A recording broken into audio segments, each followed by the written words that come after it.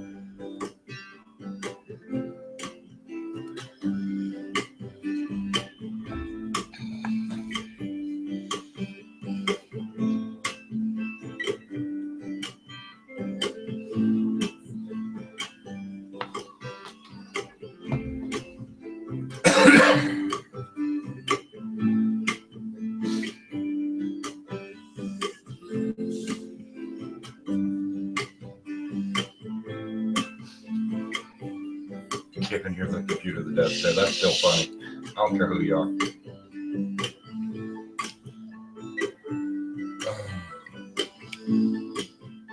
Where's your phone? I need it over here. As soon as he...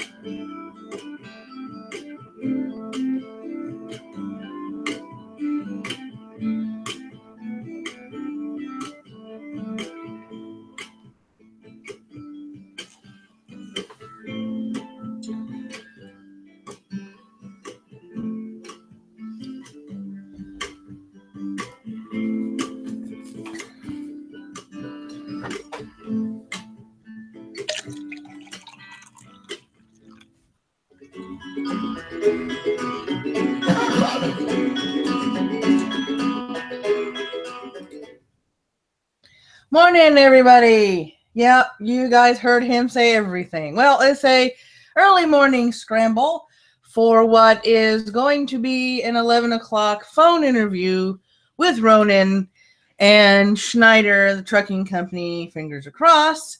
He's supposed to have an orientation on Monday. He's going through the final hoops today. Orientation on Monday. Yep. And be driving next week. Yep. So we're lining all that stuff up. Let me see who I am saying good morning to this morning. We're saying good morning to Neil, Chair View, Foxy the Wary Fox, Sir Wolfie, Jason Braziel, and Rhetorical Entertainment. Good morning, everybody. Welcome to the Thursday edition of the Morning Brew. And until I can get a computer that can run OBS and we can mute us so we can BS while the waiting room is playing, every once in a while you will probably hear us say stuff like that. So I apologize for that little bit of chaos behind the scenes, but that's what you get with watching the most ghetto newscast on YouTube at the moment. Politipod maybe at the end when we're having a discussion about something, but not right now.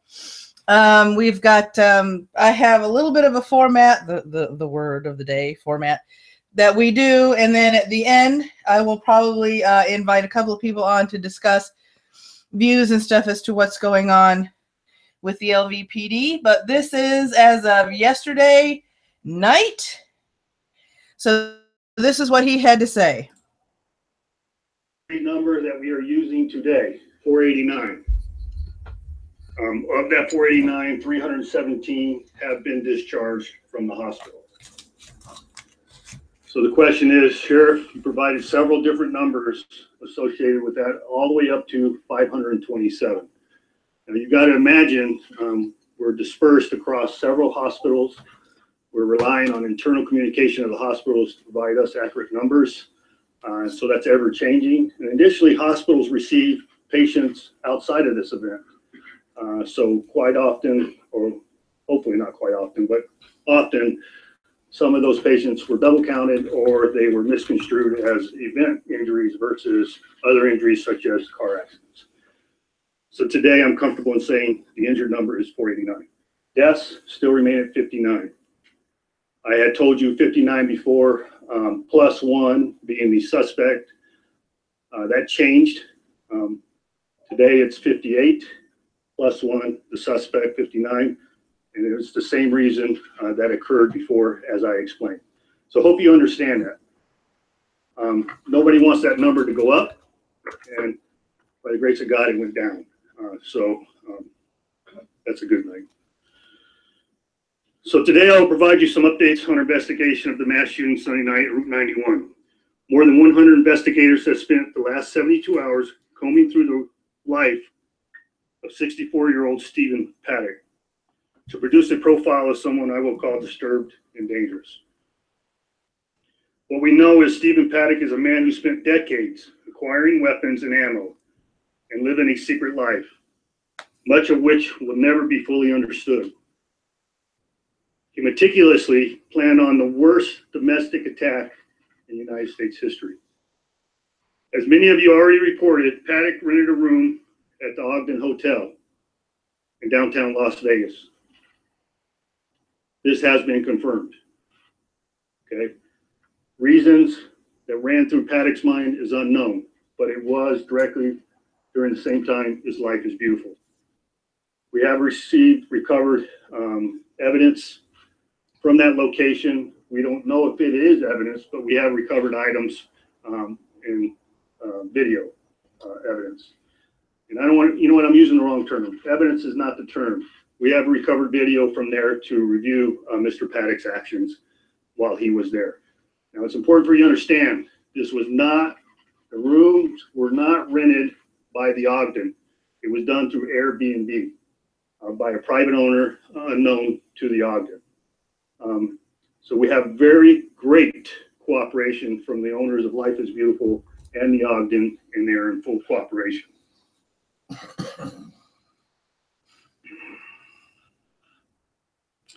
Okay, well, we have already spoken to many people who have contacted with Stephen Paddock at hotels and places he frequented.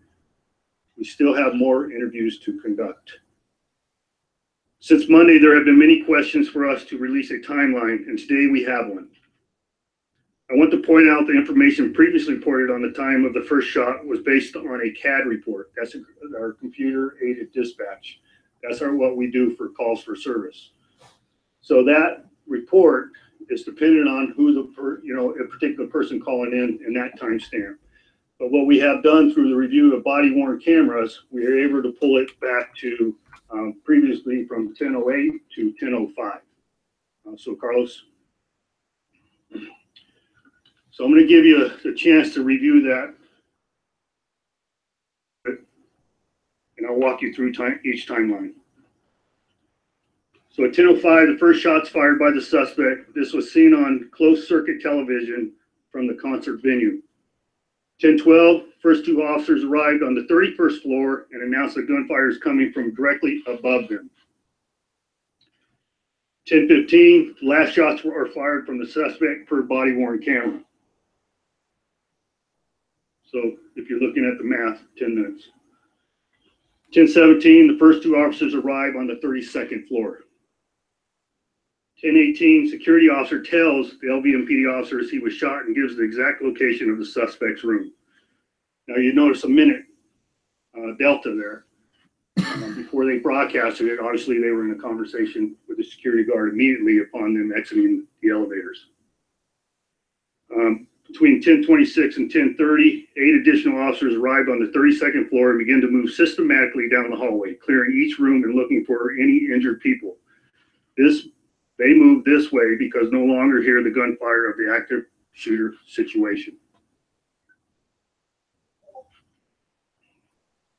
10:55, 8 officers arrived in the stairwell at the opposite end of the hallway nearest the suspect's room. So when I say nearest the suspect's room, you can imagine the doorway of the hotel room. This stairwell and this door access is approximately 2 to 3 feet away. 11:20, the first breach was set off and officers entered the suspect's room. They observed the suspect down on the ground and also saw a second door that could not be accessed from their position. So it's a suite, and you have a main area of the suite, which is a living room, kitchen, dinette area. And then on opposite ends of that is 2 bedrooms. Okay, so if you do the math on that, all the way up to 11:20 from 10:05, we're looking at 75 minutes. So the young lady here in the front with the red phone, you had mentioned 72 minutes. So now you see where those minutes came from. Okay. At 11:27, the second breach was set off, allowing officers to access the second room, and no one else was located within the hotel room. Okay, these are following extenuating circumstances as to why it may appeared that there was some delay or undue delay in reaching the suspects. Okay, the officers in the first strike team reached this 32nd floor within 12 minutes, which is phenomenal, of the first shot being fired. When the officers arrived and confirmed the location of the suspect's room, the gunfire had stopped. In accordance with their training, the officers retrieved a master key card from the injured security guard and began to systematically clear each hotel room. So imagine the elevator bank in the center, 150 feet down on a triplex hotel was the suspect's room. So there's several rooms along the way. Because no firing was occurring, they could not hear additional firing. They believed it was important to evacuate in case the suspect was barricaded.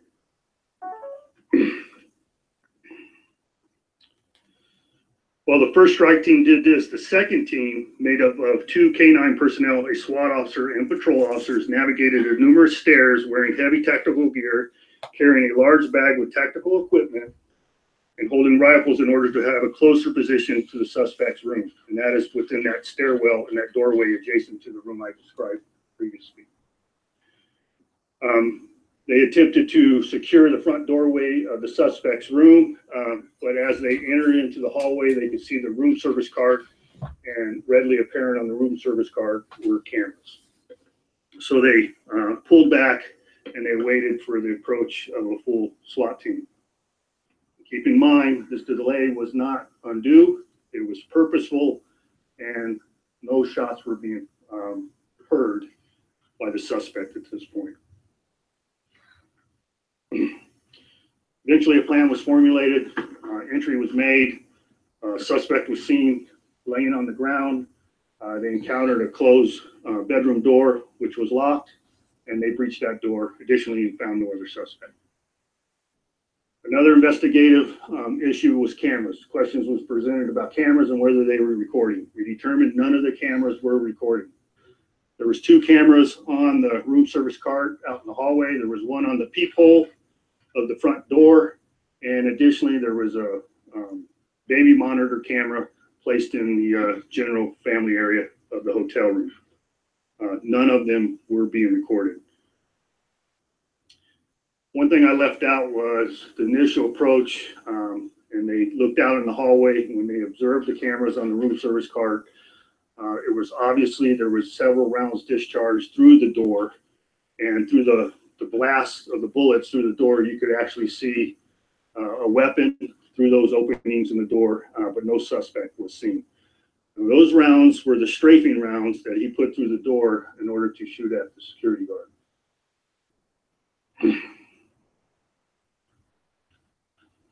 Okay, the other thing I wanted to update you on, the search warrant of the suspect's vehicle located at the Mandalay Bay. I had presented that there was ammonium nitrate recovered, but there were several cases within the car that had not been searched yet at the last briefing I provided you with you. So within those cases, there was 10 1-pound containers of tannerite, 2 20-pound containers of tannerite, and approximately 1,600 rounds of ammunition. So tip line, This is an ongoing investigation. We can never not have enough information because we are continuing to run down leads, and it's important for us to get all the information we can on Mr. Paddock. And that is the update so far from the LVMPD. So that's what they have determined, and I've got a couple of talking points to go over with you guys to let you know also what else they have found. They have gone through all of his electronics, his computer, his cell phone, any handheld storage electronic devices, any other electronic devices like tablets and stuff like that. He led a private life. He had no social media presence, no close friends. They still have not found motive, intent, or any affiliation with any terrorist group. They're still, like he said, pursuing the mental breakdown line of investigation because they can't find a link to any kind of group whatsoever. He started buying weapons 1 year before this particular event. For those of you that are wondering, the Ogden is another hotel complex in Las Vegas. Life is Beautiful is another music festival that featured Blink 82, Muse, Lord, bands of that type, of that genre of music. It is thought. Good morning, Fuckwad. Hi, Amanda. How you doing this morning? Hey, Jason. Welcome back. So let me see. Oh, and Ghost Dog. Hey, Ghost Dog. So he rented a room at the Ogden to observe. This is what they believe, to observe the festival. There are rumors going around that are unconfirmed because obviously they can't find any evidence to back it up. The Life is Beautiful festival may have been his first actual target, but he didn't target it. If I were to put my brain inside that particular demented mind, the first thing I would want to do is get a good idea of the layout of the venue that I wanted to actually attack. And in order to do that, I would have to do a quote-unquote dry run without firing any ammunition whatsoever, which would mean renting a hotel room in the vicinity of a particular festival and observing the festival, how everything's laid out, where people are walking, where the main gathering places for these people are, so on and so forth, to get a good lay of the land. In order to, come back at a later date for the venue I actually wanted to hit in order to be more effective. Because doing a blind run on something isn't going to be as effective as casing the place first, doing your research and getting the lay of the land, so you can come back when there is another venue or another event and know what you're doing and where more or less you're going to be, shooting your weapons at. Like a killer there, but sometimes you have to think or try and think like they do, and that's, to me, that would make sense. On a theory that he may have been helped, especially being able to set up the cameras in the hallway like he did and being able to smuggle the 23 weapons into the room like he did. So they are looking into an angle that somebody on the inside may have helped him. I think I mentioned that yesterday, being one of my speculative theories. Let's see here. His girlfriend never saw it coming. I'm going to let that hang in the air. She was quoted as saying, "He never said to me or took any action that I was aware of, that I understood in any way to be a warning that something was going to." The $100,000 that he sent to the Philippines was so that her family could buy themselves a house. How do you live for somebody prior to this shooting? See him binge purchasing weapons. Ask, "Hey, honey, are you okay? What's going on?" There's no possible way to hide 41 weapons in a house when you're living with someone. How did she not know? Was she completely oblivious? That even though he checked in on September 28th, the room was not available for him to move into until the day before the shooting. In other words, he was not able to get into the hotel room until the 30th of September, which is the Saturday before the Sunday that he shot at the crowd. So there was a small window, not a few-day window. The note that everybody in the leaked pictures, and they are leaked pictures, has been gone over, has been read. It is not a suicide note. That's the only thing they're confirming, is that it is not a suicide note. They're not confirming what else is on it. I haven't seen anything on the internet reporting from news agencies what was on the note, only a confirmation that the note was not a suicide note. So we're still at square one for motive. Nobody has any freaking idea. The Mandalay Bay comped his room because he would spend tens of thousands of dollars in the casino portion of the hotel. And, you know, Vegas tends to comp rooms. I have a theory on what was on the notes. Huh. He is and everything. He had a range finder. It was ranging information and everything, so he could calibrate the scopes. That sounds like a pretty good theory. If he and he lived in a part of Nevada and everything that is prime area to set up your own little range somewhere, a desert. You take ranging notes. Hey, Finn. So you know how to calibrate the scope, set it, and everything for each range and everything to compensate for bullet drop, windage.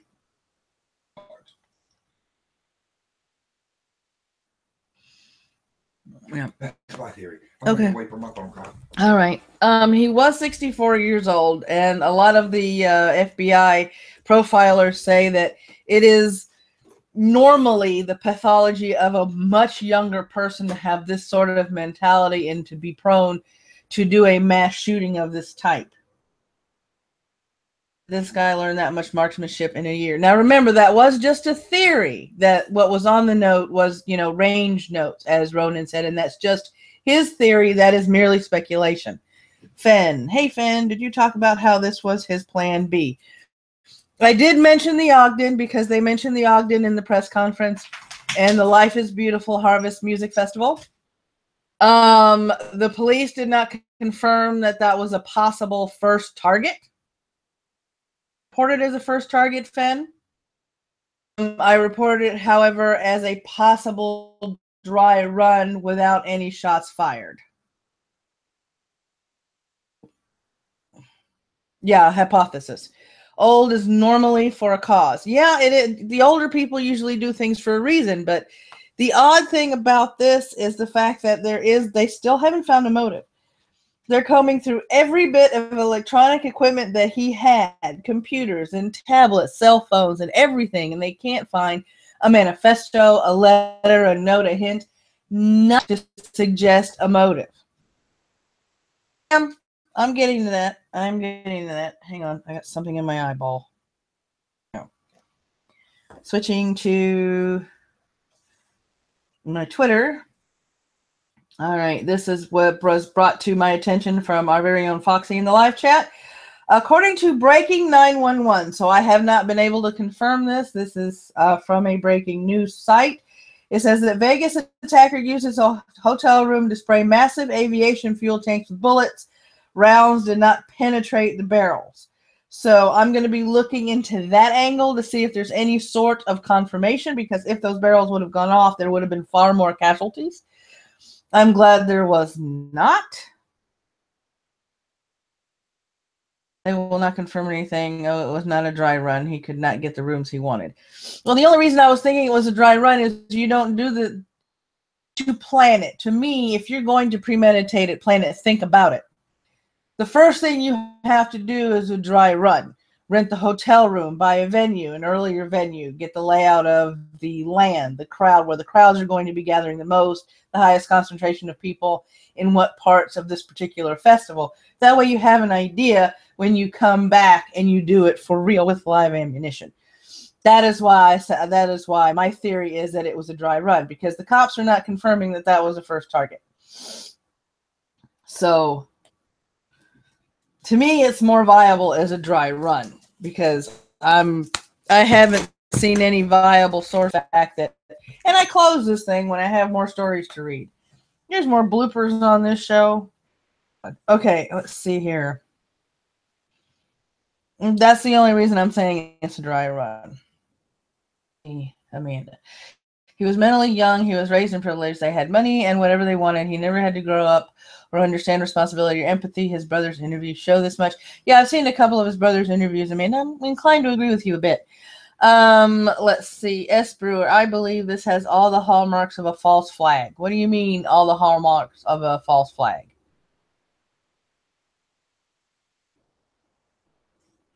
Let me see. It's my hypothesis, and I believe it's true. Not asking anyone else, just saying. Yeah, I know.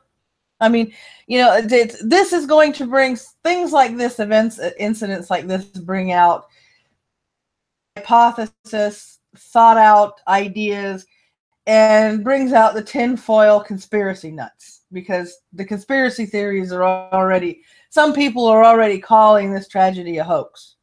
People that are calling this a hoax, if you watch this newscast, many things just don't make sense or add up. Now, I'm agreeing, but that doesn't mean that it's a false flag. First of all, the first thing you learn when you work in retail, any kind of retail, is when it comes to loss prevention, most losses occur from inside jobs. There's always somebody on the inside. If there is a major B&E or an armed robbery, it's usually an employee that used to work there that got fired, or an employee that still works there and has a company that they're working for. So in order for him to plant the cameras in the hallway, I believe that he did have some sort of help getting the weapons in, setting up the dummy cameras, even if they were dummy cameras. The cops say that they weren't recording. This is a false flag. I believe this event actually happened, because there's way too many injuries and there's way too many casualties to dismiss this as a hoax. So, yeah, there's a lot of hard-coded evidence.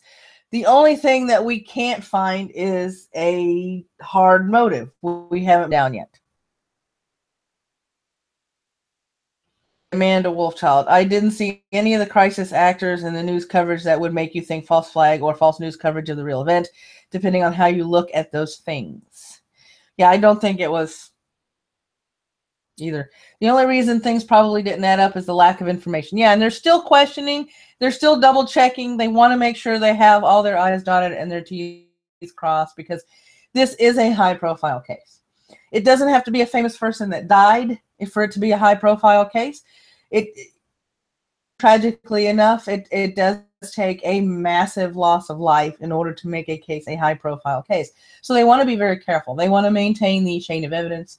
They want to make sure that the information can be confirmed and corroborated in order for them to present a firm case to the public as to what happened. And if, and not when, if it turns out that he did get help, I believe with the way that they are going through this, that they may find the other person, if there is a person that helped him. Once again, I'm saying if, because it's not been confirmed. That's just a theory of mine, and a theory that they are now putting forth. Honestly, I think a false flag would leave us with less questions. Yeah, a false flag would, Neil. I understand. So that is that story of the day. Let me see. Weren't recording, but do they know if he was streaming? He didn't say on the press conference at the beginning of the live stream whether he was live streaming or not. Cameras were not recording. And for those of you that are my friends that are worried if I am going to get copyright struck for the large chunks of press conference I am playing on my newscast, Entertainment has explained to me that anything of a press conference, LVMPD press conference, where he is reporting on the events of an investigation, that, as long as it's not from a MSM outlet, public use. So as long as I pull it from the LVMPD channel, it is public use, it is public licensed, and I should not and will not get copyright struck press conference without commentary. Is that in case anybody was wondering? I want a motive too, Foxy. I want a motive too. Because if there is no motive, then this was just a guy who snapped. Reason decided to spray and pray, which makes it a little more horrific. Good morning, Straight Sith Male. Fen, I just want a list of all the guns still. Well, I don't think they're going to release that until a little later on. This closed circuit, yeah, video footage from the hotel of him. I think they're still going over all of that. They're going over all the video footage. They're going over any little bit of footage that they can find in order to more solidify their this matter. Morning, Batman. So they can actually have a firm picture. So far, it seems that all the evidence is lining up, that they're getting, yep, the news hound is behind me, that they're getting a much better idea and a more succinct timeline as to what happened. And they're building the rest of the case as if they are going to present it to a DA. So I have to commend them on the speed that they are finding this information, because not all departments work this fast, in my opinion. Some of them tend to drag things out, but it looks like we're getting the information as soon as they can find it and confirm it. I love how they only have that shitty drinking image of him. Yeah, and Pagan Minotaur sent me a conspiracy theory video that said that he had the number 13 tattooed here, but when they found him in the hotel room, the tattoo wasn't there. Conspiracy theory thing, and I'm going to be looking into that because I have to check all the leads to give you guys a firm story on that one. The next story, the live chat here. Get these pictures up.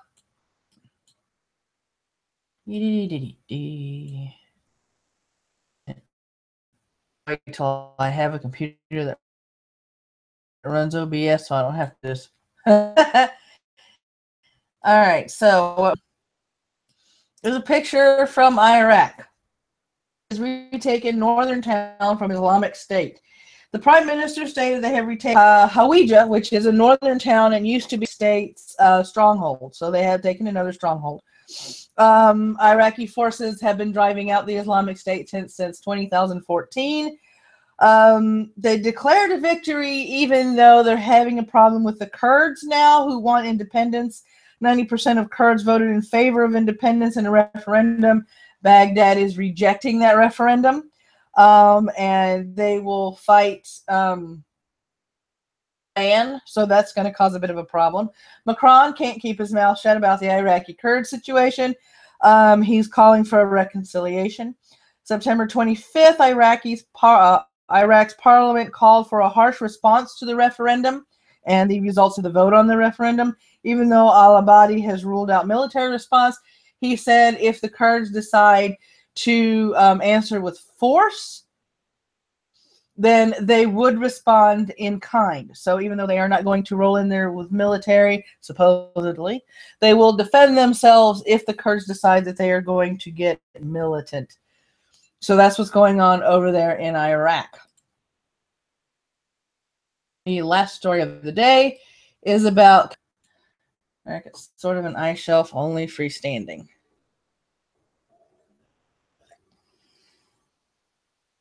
And your puns, I swear to God, you make my live chat worth reading. I love you guys. Unanswered mediation calls in Catalonia. In other words, they're calling for mediation and they're not getting any response. This is after the vote for Catalonia wanting its independence, and Barcelona and Spain does not want to recognize the vote for independence. From my preliminary investigations and research on this topic, Catalonia wants independence from Spain because of economic issues. The issues stemming from tax deals that is getting more money for Madrid and Barcelona, but not much into Catalonia. So that is one of the major problems that Catalonia is having with Spain and why they did the referendum vote. That happened was met with government force as police moved in and was spraying the crowd with rubber bullets and doing other things to get the people not to vote, even though the latest voting numbers was 5.5 million people turned out for the independence vote. Let's see. Was questioned about the response about their police shooting rubber bullets. Spain believes that they had an adequate response. Hanging in the air. They thought that what they did was just and right. This has caused markets to fail, and big Catalonian firms want to relocate out of Spain to somewhere else. Executives in the largest bank of Catalonia wants out from under EU regulations, so they have gotten tired of regulations as well, and they just want independence. Even if the 90% of the 40% who voted wanted independence, we can't really be sure. But by stopping the vote, Spain just guaranteed leaving would win. Yes, Neil, I completely agree with that. No, I don't vote on YouTube drama, Jason. Sorry. So I am not going to be reporting on iDubbbz or Rice Gum or anything that happens in the YouTube community. I think there's enough people that report on that, and people off the channel or anything having to do with YouTube celebrities. So the contracts for the police reinforcements that were called in for the referendum vote are expiring. So those reinforcements have to leave Spain, or Spain has to renew the contracts in order to keep those reinforcements in the country, because this isn't done yet. I'm going to keep an eye on it, and I'm probably going to do blog posts on what is going on in Catalonia, or maybe have a couple of pre-recorded videos going back with the history of Spain and Catalonia. So there's a lot of calls for independence going out. The Kurds from Iraq, Catalonia from Spain. It was hilarious. So yeah, I heard about it on Irate Bear's channel yesterday. So that's what we've got for the news today. There's also some floating around trying to tie some Trump stuff to the Mueller version with Russia. I'm going to be keeping an eye on that. That's probably going to be a blog post news article later on. It seems like the more they try and dig to find a collusion between Trump and Russia, the more they keep exposing people on the left having something to do with it. But having that within the next few days. So I would say by the end of the week, it's already Thursday. Sometime before Monday, I should have a blog post out on the whole Mueller issue. I have to get as much information on that as I can, work it up into a timeline, and write a news article on that.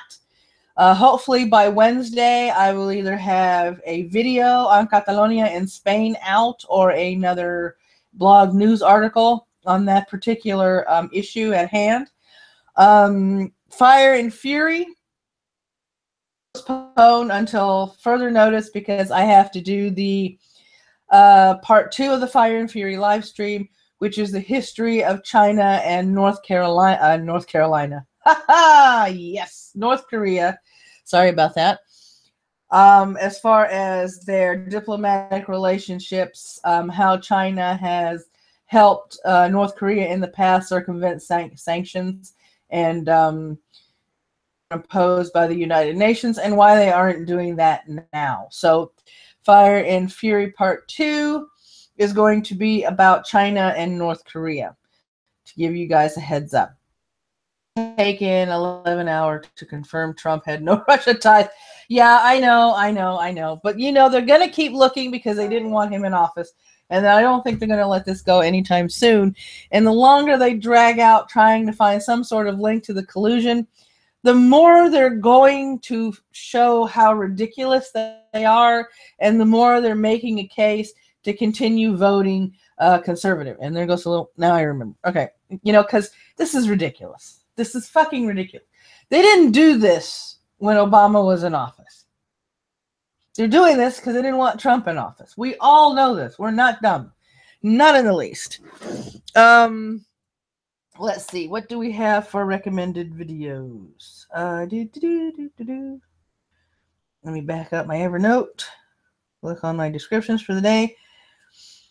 Recommended videos are videos that can be up to 10 days old. If there is a video that you have seen that is relevant to any situation, mildly entertaining, or made you laugh so hard you fell out of your chair, and you want me to recommend that video and its creator, you can either DM me on Discord if you have me on Discord, or you can DM me through Twitter with the YouTube link.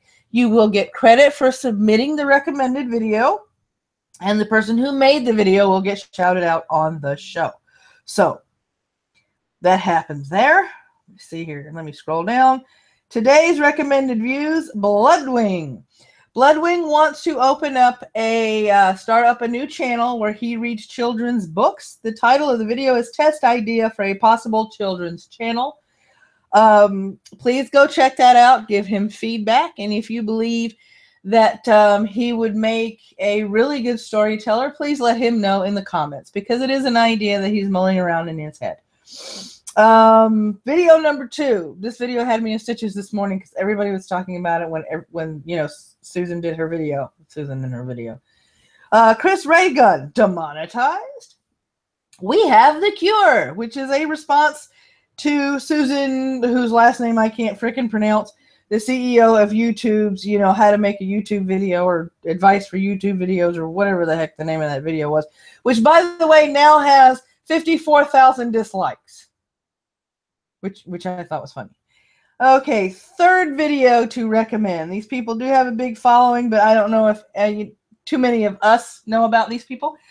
The name of the channel is the Hillywood Show. The name of the video is Doctor Who Parody. These people got money. This is high production, high quality, and 100% entertaining to boot. And the girl who cosplays as Doctor Number 10 nailed it right down to the freaking accent. This is a music video that is a must-see. You guys got to check that out. Last recommended video is from Trekyards. The title is Discovery Klingons Explained. Trekyards analysis / review. They go through a spin on how, you know, the production crew and the company is trying to explain why these Klingons are so freaking ugly, even though they don't look like Klingons to me or anybody else. They read the hypothesis in the articles, and then they blast the hypothesis, you know, at least the guy on the left, because it is a live stream. The guy on the bottom left is like, he's very disillusioned, like many of us, and very disappointed in star shit, the last pooping, because I'm sorry, Discovery just sucks. I can't watch it. I can't watch it at all. It's, you know, it's star shit, last refute, you know, star puke, the last gasp. Whatever you want to call it, it just stinks. Discovery stinks. If any of you want any advice that haven't really watched the Orville yet, if you want to watch a really good Star Trek series, watch the Orville. Don't watch Discovery. That's my recommendation. Fart Trek Miscarriage. Yeah, I'm sure we could come up with all sorts of parody names. Yeah, I love you too, Foxy. Hey, Photonut, STD infectiously bad. Yes, exactly, because it is. It's absolutely freaking horrible. All right, now, tragedy, and in light of a lot of tragedy in our world, there are always people that step up and answer the call. This day, God damn that. Today's story comes out of comes out of people.com, and it is titled Heroes of Las Vegas, Inspiring Stories of Concert Goers Saving Lives and Protecting Strangers. There is still humanity, because I believe in highlighting the heroism out of the tragedy and not saying idiot's name as much as possible. May he rot in hell, or get stuck in purgatory, or be stuck in limbo, or suffer 1,000 torments. I can come up with all sorts of stuff for a dude whose name I will not say anymore if I can help it. Let me see here, and we're going to exit out of here. First story, as soon as I get to it. Story. Where are you? Oh, show full article. Shows I don't read directions. Brad Sugars, 46, business coach from Las Vegas. I stayed with the police and handed out first aid kits. People were helping people. A girl was wrapping a guy's thumb, and another person was bandaging a wounded leg. Everyone was trying to help. Off-duty cops, SWAT teams. I saw police running toward the bodies. God bless them. Heather Goose, 43, bartender, Las Vegas. Goose was working at a bar toward which people ran to escape the bullets when 3 men carried victim Jordan McIlden over on a ladder. His phone was locked, but Facebook messages kept coming in, so I went on Facebook and found him. Sent messages to everyone who had the same last name. After we found his family, I promised them we wouldn't leave him. I was with him when he took his last breath.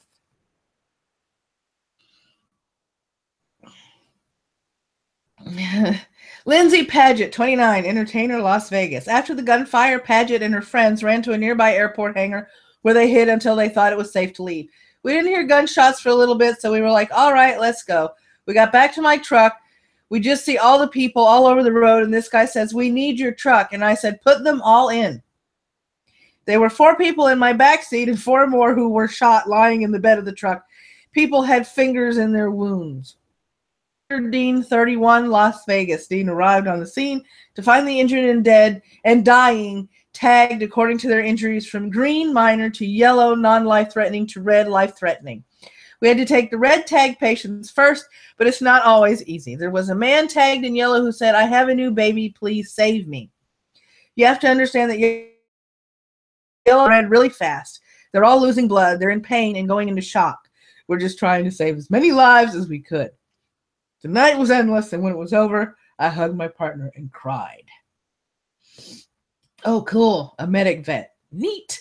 So those are some more, and as I find more stories about heroes in Vegas, I will be highlighting the heroes because we need to highlight the positive in the situation and the heroes that stepped up to help, and not the spineless fucking coward that decided to mow down everybody for reasons that have not yet been determined. So I have no love for this man. Morning, Jason. I have no love for this man. I have no sympathy for this man. I will never have any sympathy for this man because there is no reason, rhyme, or motive for what he did. He fired into a crowd of hundreds of thousands of people for seemingly no reason because they can't find a motive, they can't find any intent, and they haven't been able to confirm any sort of affiliations because he kept to himself. Show the guy.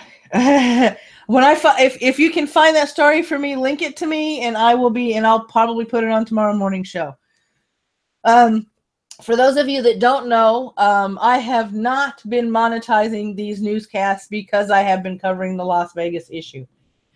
The GoFundMe for Las Vegas is in the description, as is everything else. Please pass that around. They are trying to get to $10 million in aid to help the people in Las Vegas. Condemn the shooter to the mists of history and remember the names of the heroes and victims. That's what I intend to do, Batman. That's what I intend to do. He was just, I like the incredibly racist robot.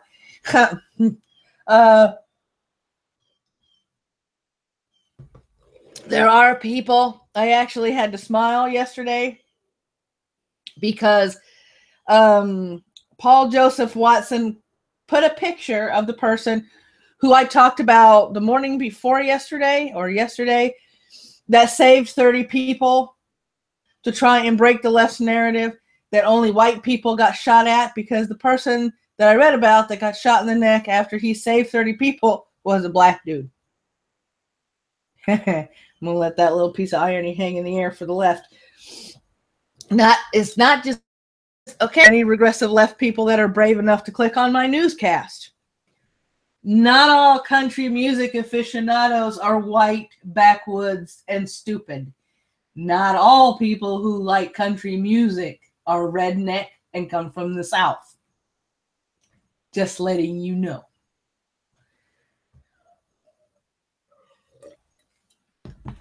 Foxy, who cares about color? The left is going to make it some sort of racial issue, even though we don't.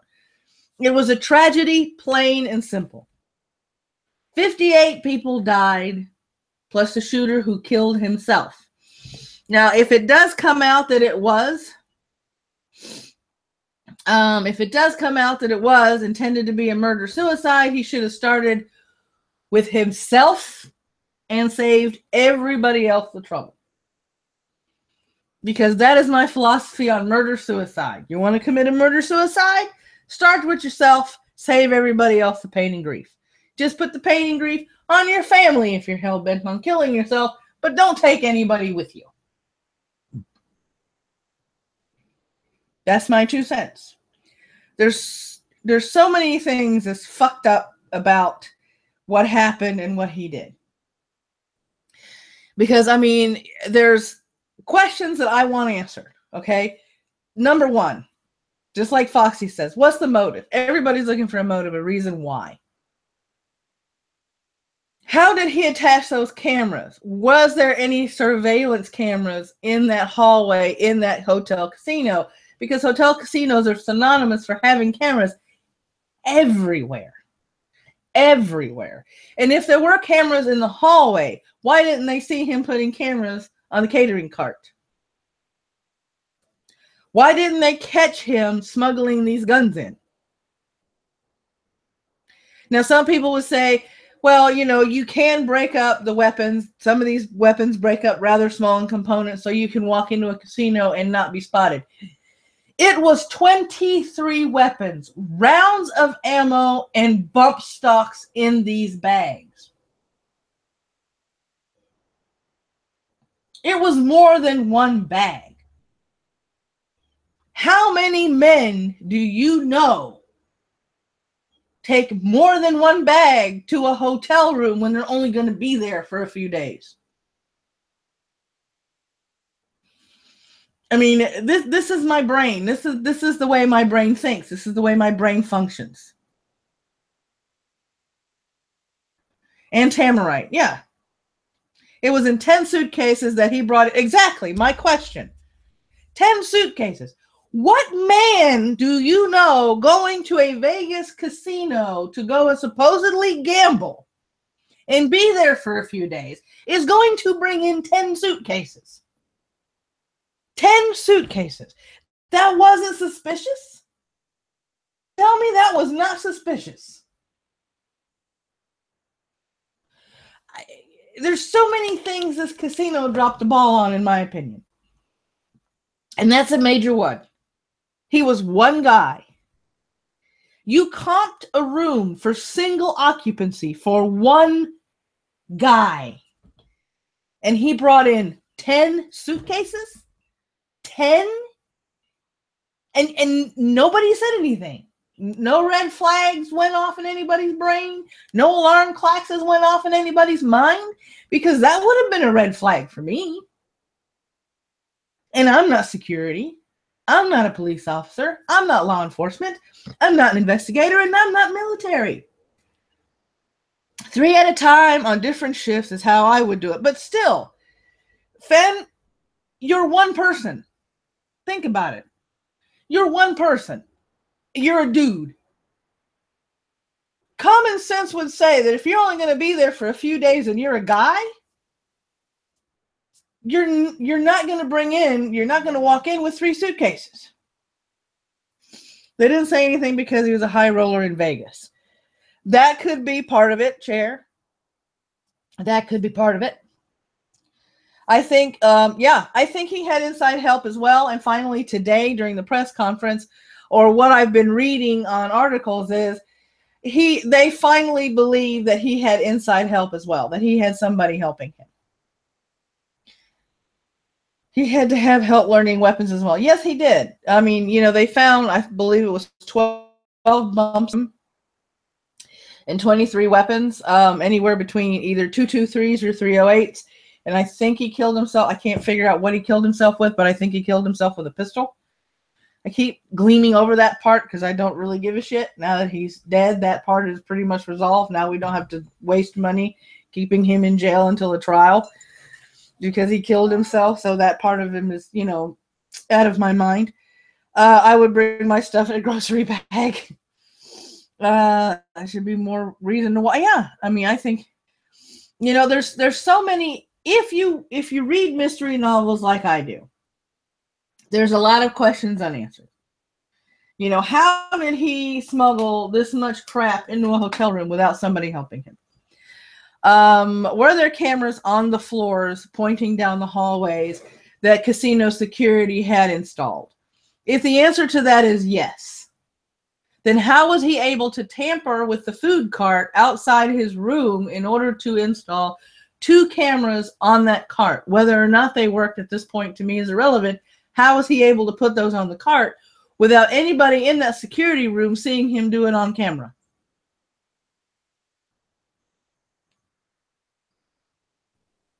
You know? He led a secret life. Who the hell was this guy? Yeah, I know exactly, Foxy. I think that's what everybody's asking right now. Who was this guy? Probably CIA trained. Lockheed Martin chair has admitted and confirmed that he worked for a subsidiary of theirs, and they're working with the authorities to investigate his employment with the subsidiary of Lockheed Martin. So right there, that's a big name. For those of you that don't know, that don't live in the U.S., Lockheed Martin is a major manufacturer of military aircraft and other military things. They have a lot of government military contracts, and they have a lot of subsidiaries that work on those contracts as well. So we're still waiting for more of that information to come out. And as usual, as it comes out and as I can confirm it, I'll be giving you guys updates either through the day or in another newscast. Neil, IDK, if that's too odd, I mean, I've worked for a subsidiary of Lockheed Martin. It depends on the subsidiary, Neil. It depends on the subsidiary. He was a postal worker back in the 80s. Maybe he went postal. That is funny. I like that. And casinos are usually very watchful. All the people in their hotels. Yeah. So to me, this casino dropped the ball in their surveillance. He pushed them out on the cart already. Okay, that would have explained why nobody saw him on camera do that. But as they saw the cameras on the cart, somebody in the security room should have said something. I think you are all giving him too much credit with the guns. He made a lot of mistakes with them. Maybe we need a live stream to discuss what mistakes we believe were done, you know, just to toss around speculation and ideas. You know, to kind of brainstorm about what he might have been thinking, what might have been happening and stuff like that. You know, to me, after this is all said and done with and the investigation is over with, I think we need a stream just to blow off steam. And I didn't mean that to rhyme on purpose. Futter. I stand by the idea the guy probably had shit going on in his life and he was just fucked in the head. Well, yeah. I mean, that could be a possibility, too. At this point, anything goes. Foxy. He didn't know weapons very well. He aimed and pulled the trigger, you know?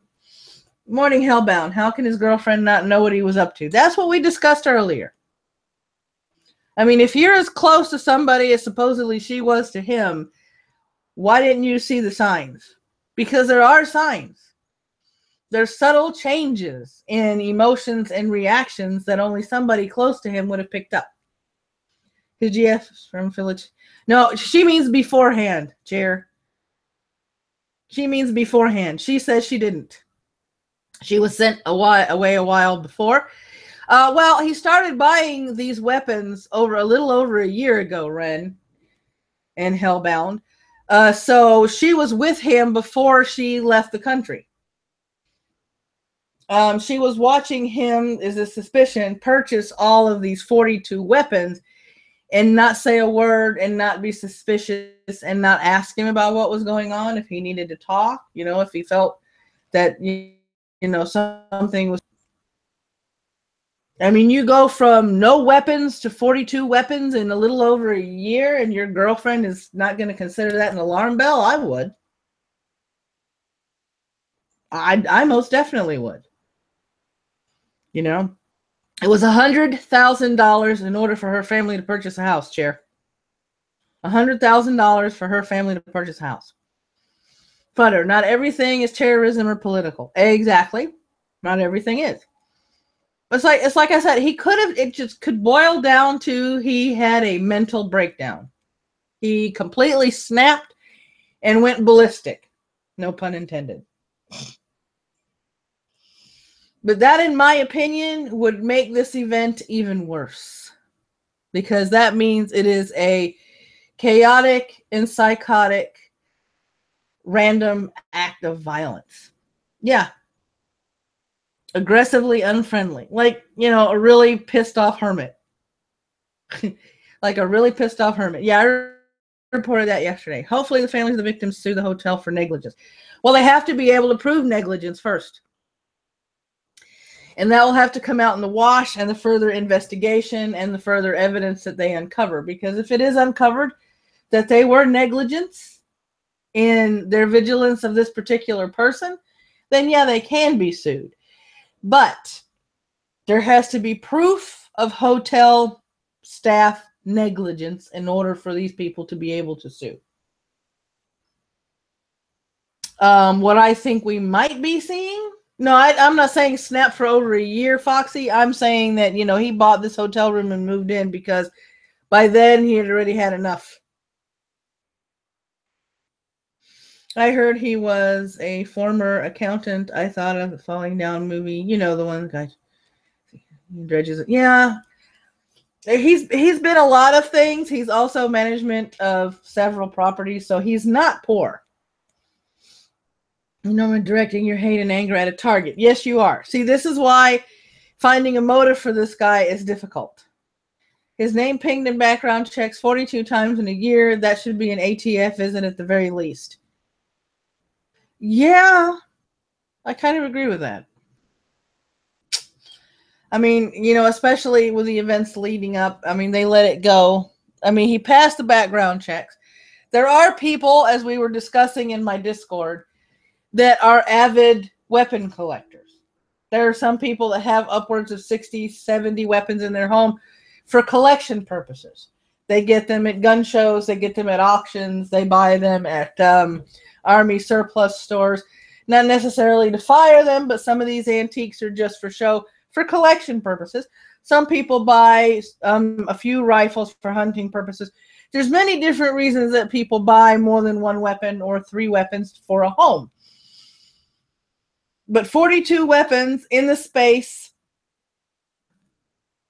prior to a shooting, I can buy 40 with no check. Well, we can't do that here in Georgia. It's always with a background check whenever we purchase rifles or any kind of firearms. So, yes. This just in. Ronan got the job. Woohoo. I don't know how you can get 40 weapons with no check. Here in Georgia, you go for a check, you get a background check. An even more extensive background check if you want to have a concealed permit. So I don't know how Michigan does that, but we can't fart on a weapon without having a background check, and I think a 48-hour hold while that background check goes through. Thank you, Futter. I don't know, because I don't know anybody. I can't buy a weapon without a background check. That's Foxy. Chairview wants to know, in Nevada, you don't have to register them, right? I don't know. Fast running guns.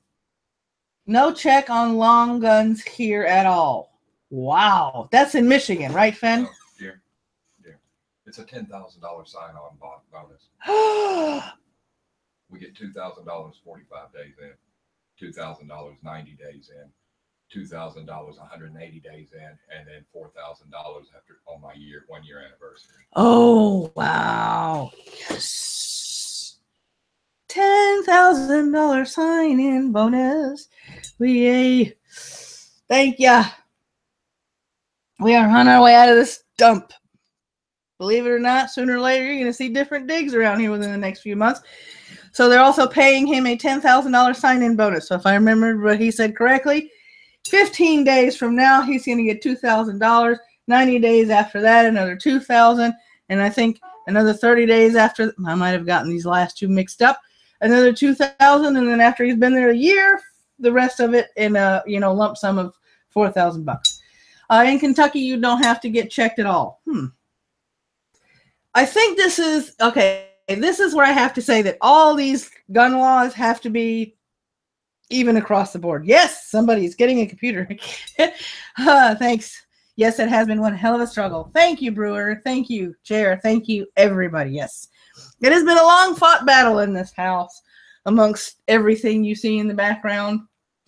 Yeah, new PC. And when we move into, well, we find and move into our new apartment, I am going to do a vlog about our new apartment and give you guys a tour. So we finally caught a break, y'all. We finally caught a break. Oh, I'm glad I could end this with some really, really good news. Somebody is getting a new home. Now I have a job of finding either an apartment or a rental house. Welcome to the Commonwealth. Well, he is planning on getting some weapons, Jason, and he's going to show me how to shoot them. He'll find me a pistol that won't make me look like I have no clue what I'm doing. You know, recoil. So on that note, my friends, thank you for the congratulations. News Dog is looking for the meaty bone. He's all curled up on the bed.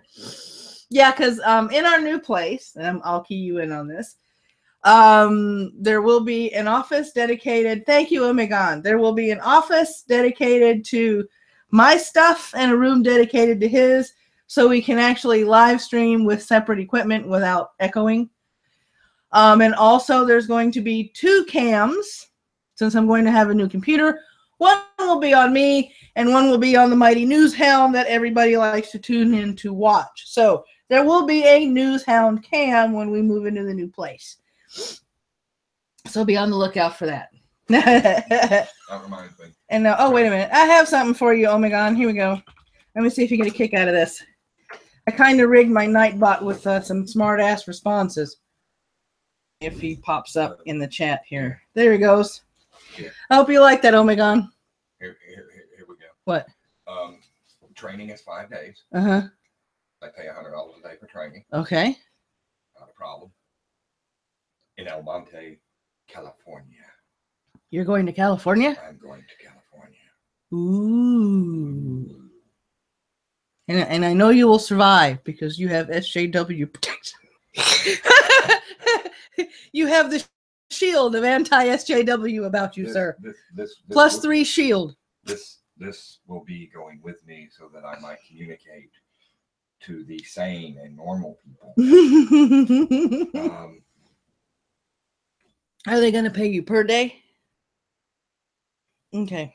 But, you know, I have to wait. Right. You know, to get paid for a week. But they buy breakfast and lunch. That's nice. I only have to supply dinner. Okay. And I'll see if I can't talk to Big Mama or somebody to get a little bit of money to take with me. Okay.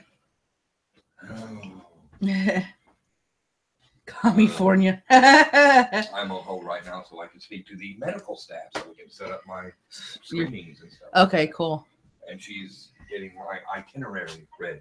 Nice. Yes, ma'am. Yeah. He will survive. He'll be back in no time flat. So we do have all that going this morning. Let me see here.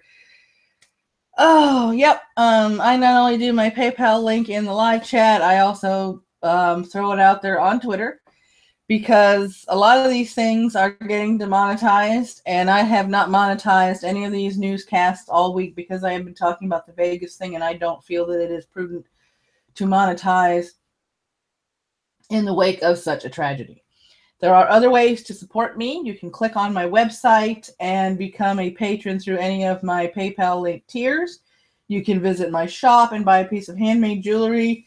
And you can custom order your very own, chainmail dragon. You can also join the newsletter because as of the 1st of January, the newsletter is going to contain an episodic story that is going to be exclusive to newsletter subscribers only, called, I think it's called The Adventures of Flashpoint, set in a futuristic society. And that's all I'm going to say. If you want to see snippets of that story in screen caps, you're going to have to follow me on Twitter. All those links are below.